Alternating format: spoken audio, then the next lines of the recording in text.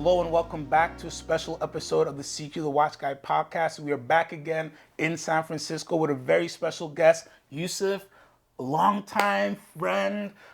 We have been virtual friends for years and That's right. years. So good to finally meet you in person. I want to thank you so much for coming in and talking watches with me.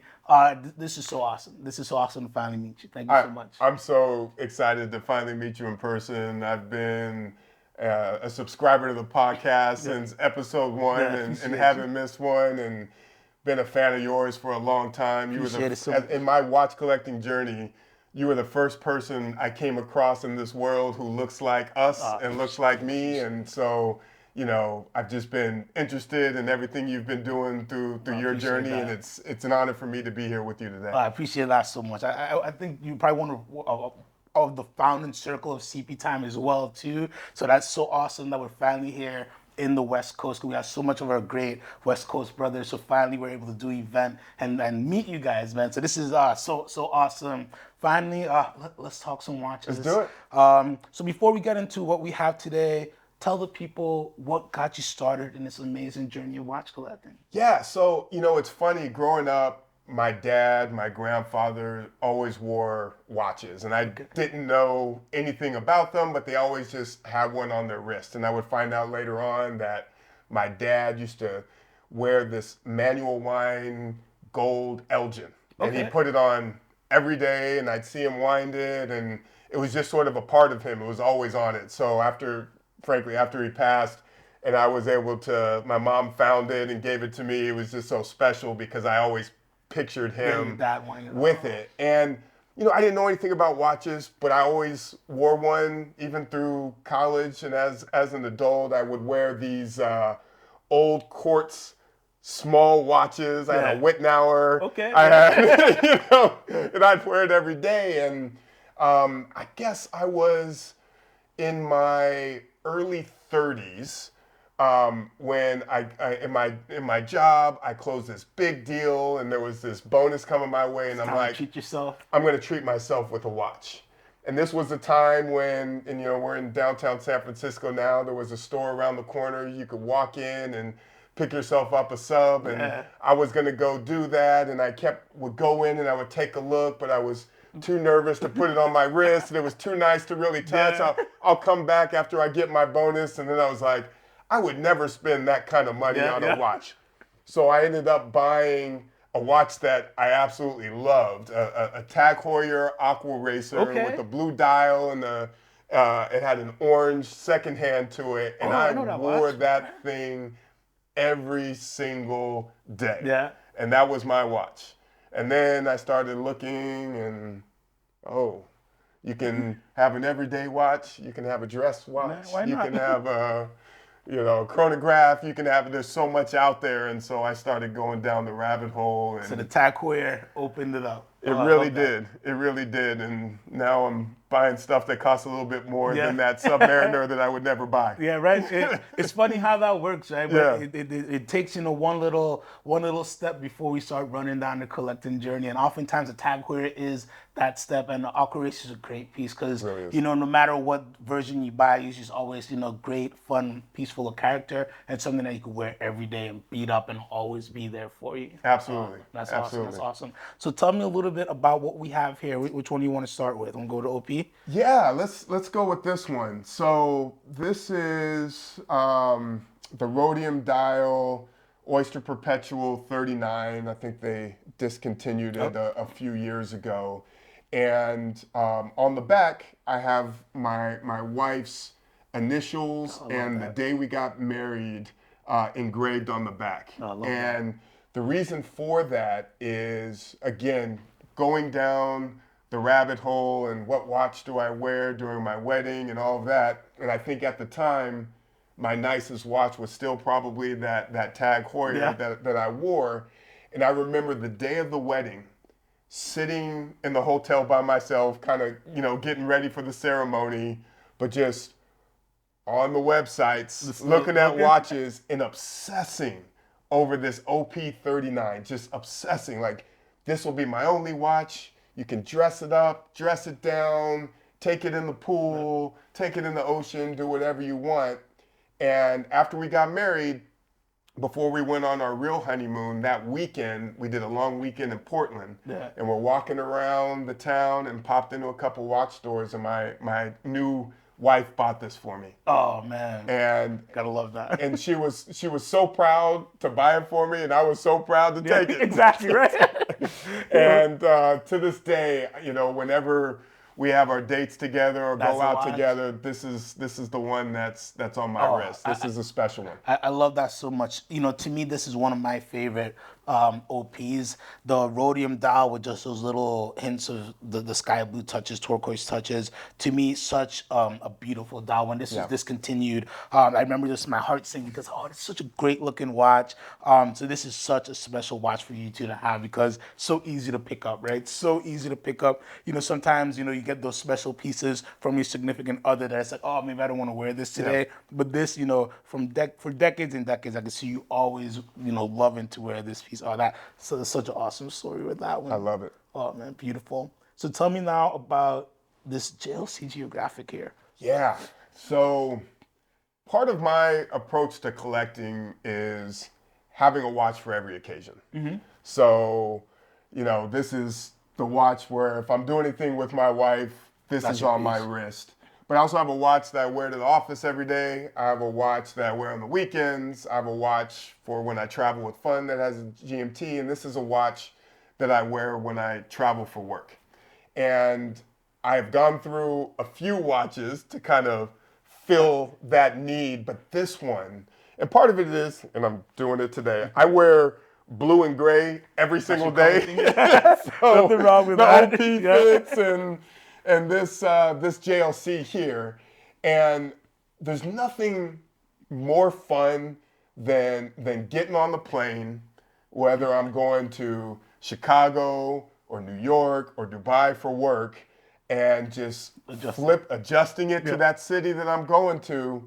And there it is. And I got my home time, so I know what time it is where my wife and kids are at all time. And then getting back on that plane, getting ready to fly back and switching it right back to that Pacific time to be back with my family. And so, as I mentioned, I had a few watches before I got to this one, and I absolutely love it. It's steel, it's dressy and sporty. I really like the brushed sides of the case, and it's not a super thick watch, but having the brushed thickness on the JLC substantial is something that they really do well with their master collection. And you know, it's the watchmaker's watchmaker. Right? It is. You know, like, you know, I've enjoyed other watches from other brands that have had movements that they've made, and a lot of folks don't know about JLC. It's amazing how under the radar JLC is. That's right. In 2024, it's still, even a piece like this, which is one of the more, you know, better aesthetically looking pieces, still under the radar watch where a newer watch collector today may not know this is a JLC piece and everything that goes into it. Yeah. So it's still such a great piece that you can wear and enjoy. That's still, even, it's a watch guy's watch. You know what I mean? It's still under the radar, but certain people give you a nod like, oh, that's a good pick. You know what I mean? Out of everything that you can select to be your work traveling watch, that, oh, that's a really, you know, the sector dial Master Geographic, you know, with the injector hands as well. And I love, you know, just thinking about getting on the plane and changing your times, because it's a simple thing, but when you have a GMT, there is something special about that. Like, you're on the plane and you're like, oh, before you did anything else, and you just adjust it, and it's just something really, really nice about that. And you know, you lived in Dubai, and I was there for work a handful of months ago, and as I kind of drove by the Burj Khalifa, and I had this on my wrist, and it's like, let me just take a little picture. I've done that many times. Yeah. So no, I enjoy it. I don't know why they stopped doing the sector dials. I love the new ones that have come out. The chronograph calendar is very nice. Is beautiful, and the proportions on the dial are excellent. I prefer this one over the new Geographic. I agree. Something about this era of sector dial just aesthetically just has a real nice character to it. Yeah. And when these came out, still are not easy watches to get. You don't see them popping up every day on the market because people keep them. That's People right. get them and they're like, oh wow, and they just hold them in the collection. It's not something that you get for 6 months and let go because they're just really good looking watches from the watchmaker.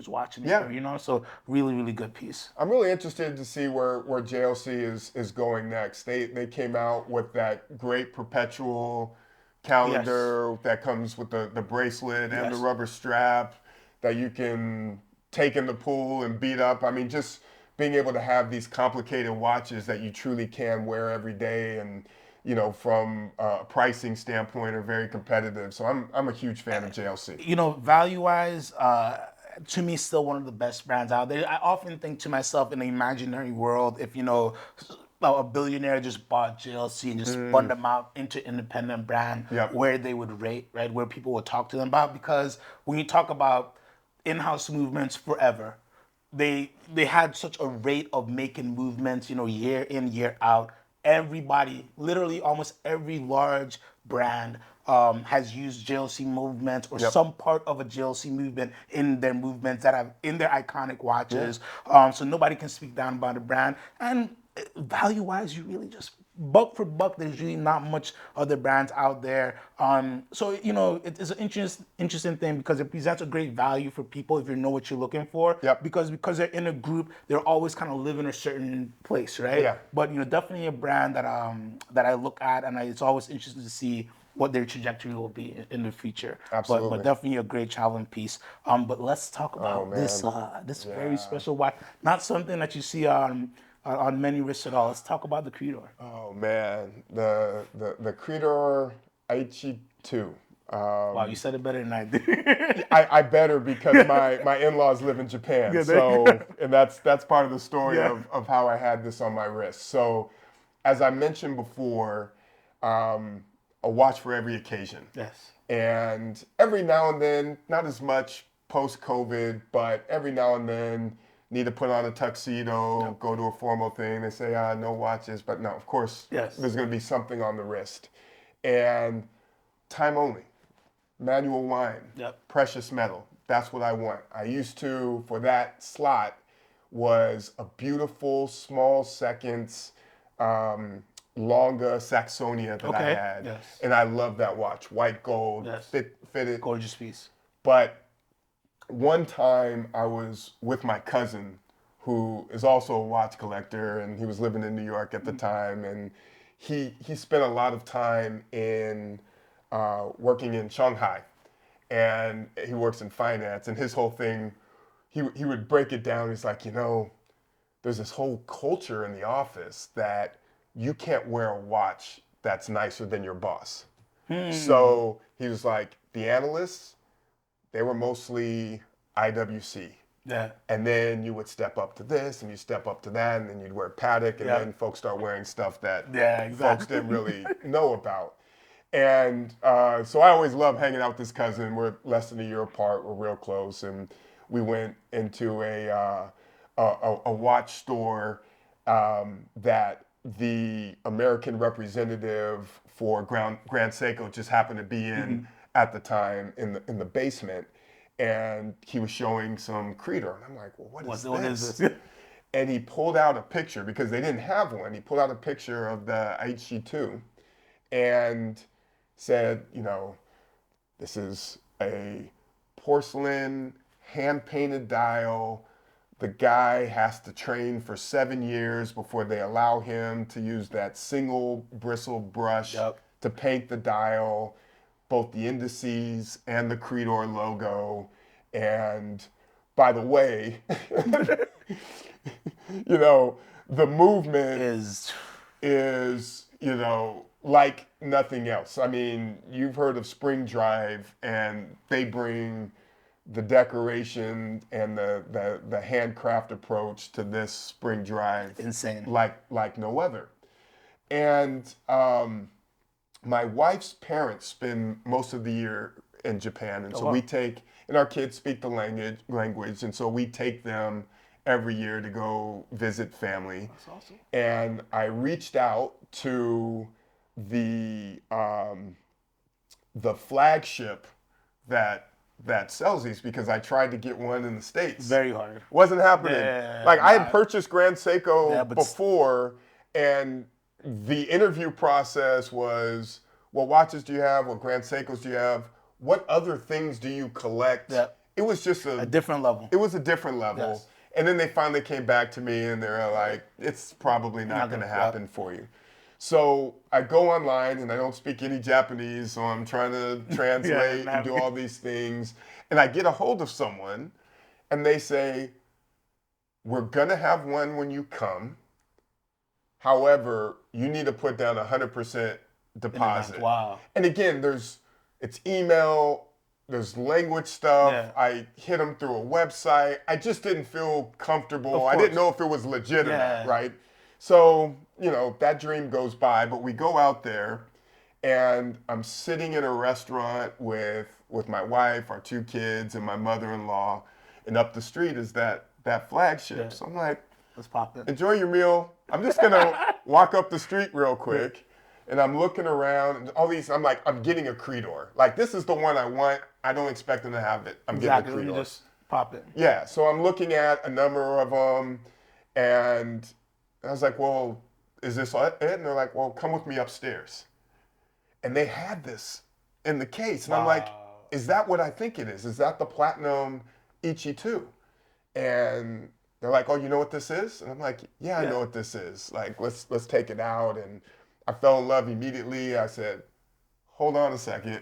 Ran back to the restaurant, told my wife, I was like, they got this watch. I need to get this watch. So we all came down and my mother-in-law was very excited because the parent company of the flagship is a big kind of Japanese conglomerate and she got points. Yeah.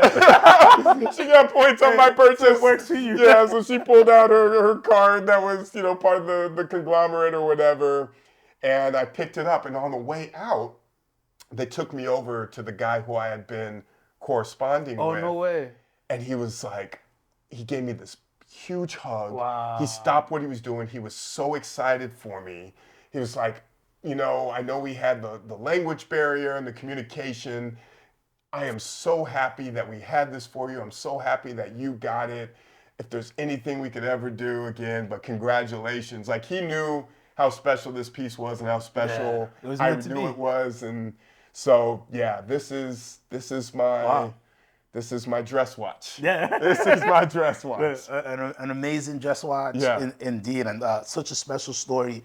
And, sometimes I tell people, when they ask about, why certain watches cost X amount, you start getting above 10,000, 20,000, things like that. And I say, at a certain price point, what you're paying for is a person who actually dedicated their life to that craft. Yeah. Right? They dedicated their life to that craft to make this watch for you.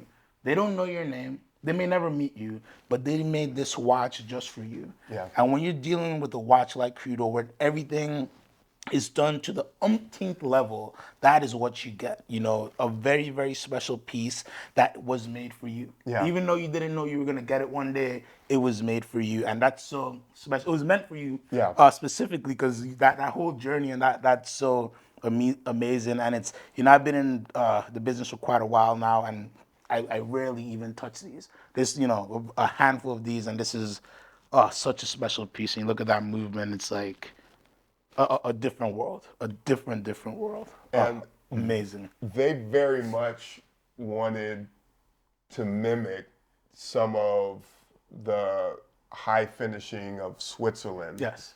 And so they, in their factory or their shop, they grow the wood that they use to brush the movement. Yes. Because it doesn't grow in Japan, so they brought that from Switzerland to be able to, for the craftsmen to be able to finish the movements. Yeah. It's I forgot the name of wood, but people will hear the story of Philippe Dufour, and he when he goes on walks, he picks this wood, and that's the wood that he puts the diamond paste on to do the finishing himself as well. So that that's just so special that they go to those links to get. They want to be to the top of the craft. It's insane what they do over there. Wow, such a special piece with a special story. And it's rooted in Philippe Dufour. He's the one that that taught them that technique and spent time with the folks at Credor to do the amazing piece.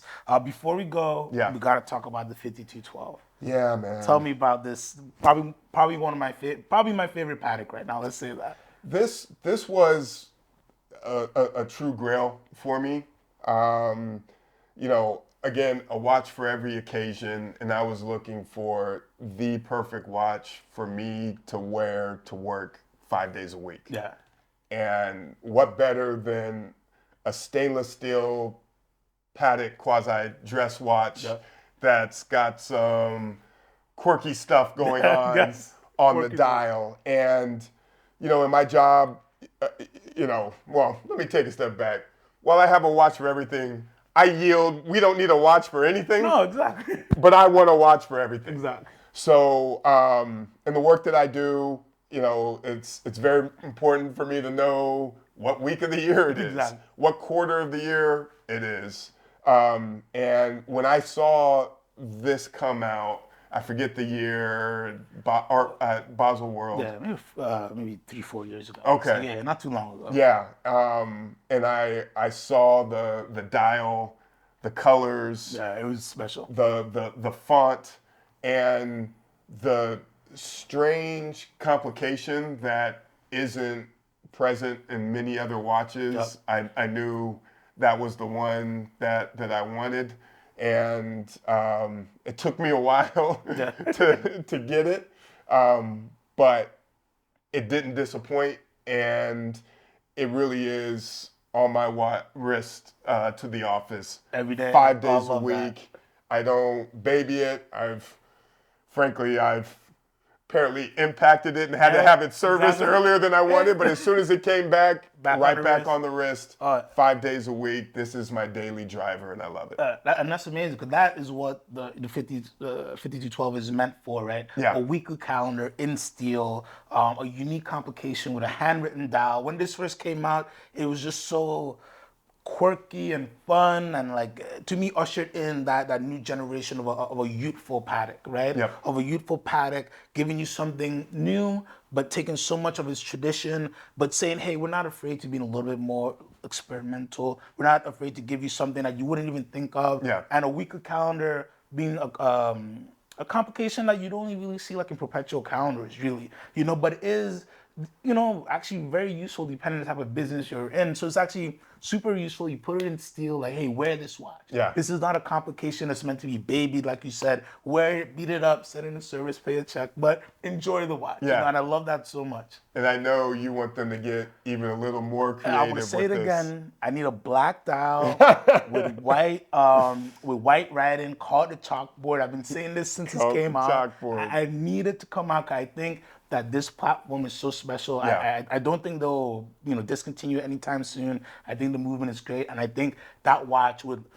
I'd fly to Switzerland. I'll do the application. I'll make it happen, But I think black dial with white writing would be, just an amazing looking watch. And I think it'd be so special that I'd pull in all the strings to make that happen, for sure.